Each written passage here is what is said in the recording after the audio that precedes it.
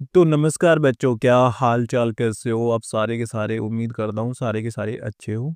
तो एक बार फिर आपके लिए लेके आ गया हूँ मैं नया क्वेश्चन। आपके 1 वीक सीरीज का क्वेश्चन नंबर 29 है। वीडियो शुरू करने से पहले आपसे यही रिक्वेस्ट है कि चैनल पे पहली बार आए हो तो चैनल को सब्सक्राइब करके बेल आइकन को जरूर प्रेस करें। पुराने बच्चे हैं जिन्होंने अभी तक सब्सक्राइब नहीं कर रखा है तो वो पहले सब्सक्राइब करें। आपसे रिक्वेस्ट रहेगी ये, क्योंकि इससे आपको कुछ ज़्यादा फर्क नहीं पड़ता, लेकिन हमारी ये मोटिवेशन है जिससे हम आगे और अच्छे तरीके से काम कर पाए, क्योंकि हमारी टीम बहुत ज़्यादा मेहनत कर रही है। तो हमारे लिए इतना तो बनता ही है आपकी तरफ से। तो करते हैं क्वेश्चन को शुरुआत। क्वेश्चन नंबर 29 ये है आपका कि फ्रांस में दलीय पद्धति की विशेषता लिखिए। अथवा ये क्वेश्चन ऐसे भी पूछा जा सकता है कि फ्रेंच पार्टी सिस्टम की मुख्य विशेषता लिखिए। अथवा इस क्वेश्चन को ऐसे भी पूछा जा सकता है कि फ्रांसीसी दल पद्धति पर निबंध लिखिए। तीनों तीनों केस में आपको यही आंसर लिखना है अगर आपका ये क्वेश्चन बड़ा आता है 20 मार्क्स का। ठीक है, को अलग अलग तोड़ के भी आपके सामने प्रस्तुत किया जा सकता है पेपर बनाने वालों के द्वारा। ठीक है, लेकिन अगर 20 नंबर में अगर आता है तो आपको ये पूरा का पूरा लिखना है। ठीक है, तो इसका आंसर ये रहेगा आपका कि उदारवादी प्रतिनिधि लोकतंत्र में फ्रांस की दलीय व्यवस्था स्वयं में अपना एक प्रतिमान है। ठीक है, कि जो उदारवादी प्रतिनिधि लोकतंत्र में है ना, जो फ्रांस की दलीय व्यवस्था है वो जो खुद में यानी स्वयं में अपना एक प्रतिमान है। सन 1958 के फ्रांस के संविधान में राजनीतिक दलों की भूमिका को सुस्पष्ट मान्यता दी गई है। यह संविधान राजनीतिक जीवन की एक स्वाभाविक तत्व के रूप में राजनीतिक दलों को मान्यता प्रदान करता है। संविधान की धारा 4 के अनुसार मतदान में दल और राजनीतिक गुट अपनी भूमिका अदा करते हैं। फ्रांस में राजनीतिक दलों के निर्माण करने और उनको स्वतंत्रता पूर्वक कार्य करने की छूट प्रदान की गई है, लेकिन राजनीतिक दलों के लिए राष्ट्रीय संप्रभुता और जनतंत्र का सम्मान करना अनिवार्य है। फ्रांसीसी दलीय व्यवस्था की विशेषताएं, इसमें टोटल आपकी 9 विशेषताएं हैं। पहली है आपकी बहुदलीय व्यवस्था। फ्रांस में अनेक राजनीतिक दल है, प्राय राष्ट्रीय दलों की संख्या 12 से 20 के मध्य तक रहती है। इसके अतिरिक्त छोटे छोटे समूह या फिर गुट भी होते हैं। बहुदलीय व्यवस्था के कारण राष्ट्रीय सभा में किसी एक दल को सुस्पष्ट या फिर स्पष्ट बहुमत नहीं मिल पाता है, इसीलिए वहां सरकारों का स्वरूप मिश्रित होता है। मिश्रित सरकारें स्वभाव से अस्थिर होती है और उनका शीघ्र पतन हो जाता है, यानी वो जल्दी ही नष्ट हो जाती है। फाइनर है जो एक वहाँ का विद्वान है, उसके शब्दों में है कि फ्रांस में तीसरे और चौथे गणराज्य की व्यवस्था के पतन के लिए बहुदलीय व्यवस्था ही उत्तरदायी थी। बहुदलीय पद्धति के बावजूद आवश्यक सीमा तथा सुव्यवस्था और राजनीतिक स्थायित्व की स्थिति को प्राप्त किया जा सके, इसके लिए फ्रांस में राष्ट्रपति और संसद के चुनाव में द्वितीय मतदान पद्धति को अपनाया गया है। इस मतदान पद्धति के कारण राजनीतिक दल एक दूसरे के साथ सहयोग करने और राजनीतिक दलों के समूह बनाने के लिए प्रेरित होते हैं। 2 नंबर है इसमें सुदृढ़ सुदृढ़ संगठन एवं ठोस नीतियों का अभाव।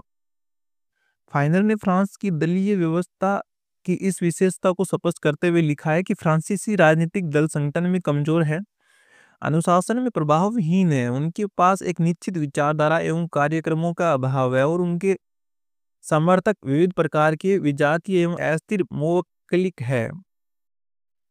3 नंबर विशेषता दलों में संगठन तथा नीति संबंधी विविधताएं। फ्रांस के राजनीतिक दलों में संगठन के स्वरूप एवं दल नीति दोनों के क्षेत्र में दलों में विविधता पाई जाती है। जैसे वामपंथी दल संगठित तथा अनुशासित दल है, तो दक्षिणपंथी दल असंगठित तथा परिवर्तनशील दल है।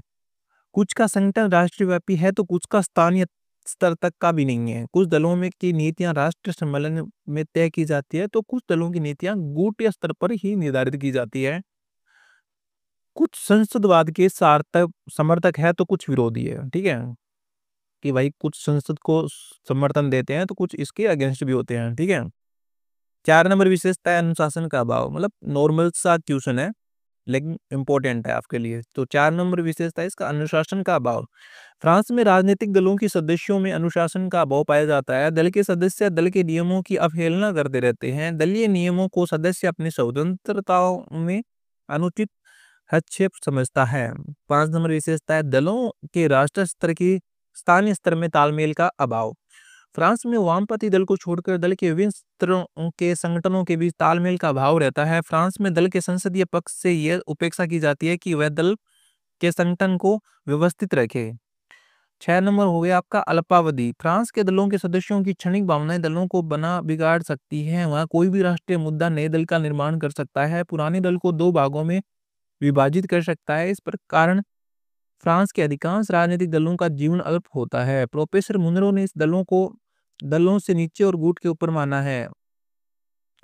7 नंबर विशेषता हो गई आपकी विलीनीकरण एवं विच्छेद की निरंतर प्रक्रिया। फ्रांस की दलीय व्यवस्था में विलीनीकरण एवं विच्छेद की निरंतर प्रक्रिया चलती रहती है।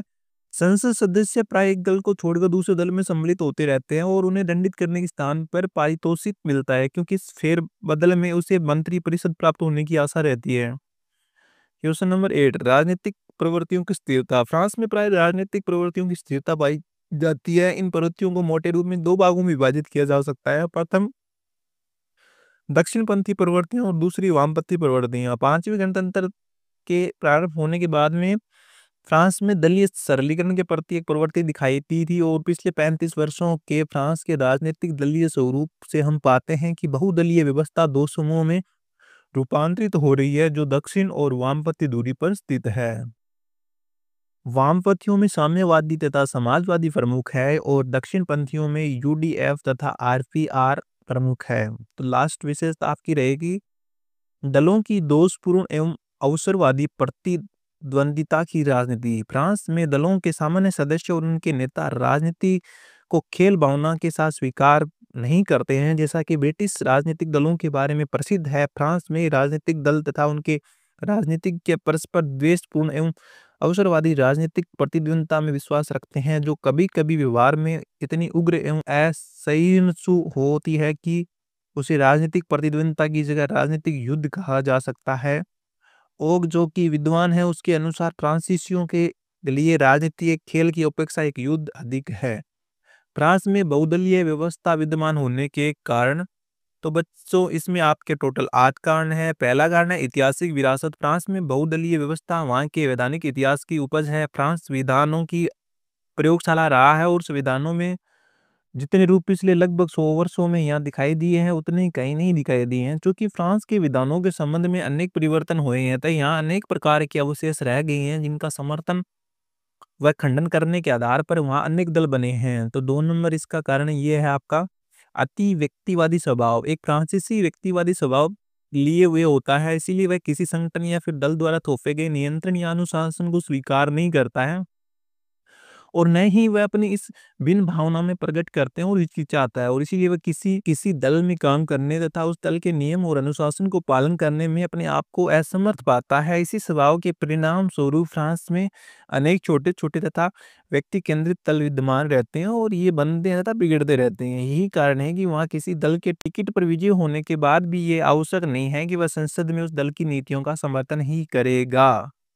3 नंबर कारण आपका ये है कि दार्शनिक तथा आदर्शवादी स्वभाव। ये एक फ्रांसीसी स्वभाव से दार्शनिक तथा आदर्शवादी अधिक है। यही कारण है कि फ्रांसीसी मध्य मार्गी या फिर व्यवहारवादी दृष्टिकोण नहीं अपना पाते हैं। फ्रांसीसियों की इस प्रवृत्ति को देखकर ही कार्टर ने कहा है, जो कि एक विद्वान है, कि फ्रांस में द्विदलीय व्यवस्था संभव नहीं है। 4 नंबर आपका कारण ये है कि गैर दलीय संगठनों का प्रभाव। फ्रांस में गैर दलीय संगठनों ने जीवन के विविध पक्षों पर अत्यधिक प्रभाव डाला है। इसके कारण समाज में अनेक समूह विद्यमान है। वहाँ छोटे छोटे नगरों की अर्थव्यवस्था विद्यमान है, जो नगर स्तरीय राजनीति को जन्म देती है। एक फ्रांसीसी नागरिक इसी नगर स्तरीय राजनीति में से प्रभावित होता है, जो छोटे छोटे समूह द्वारा संचालित होते हैं। स्पष्ट है, नगर स्तरीय संगठनों के प्रति निष्ठा अनेक राजनीतिक दलों के निर्माण में सहायक होती है।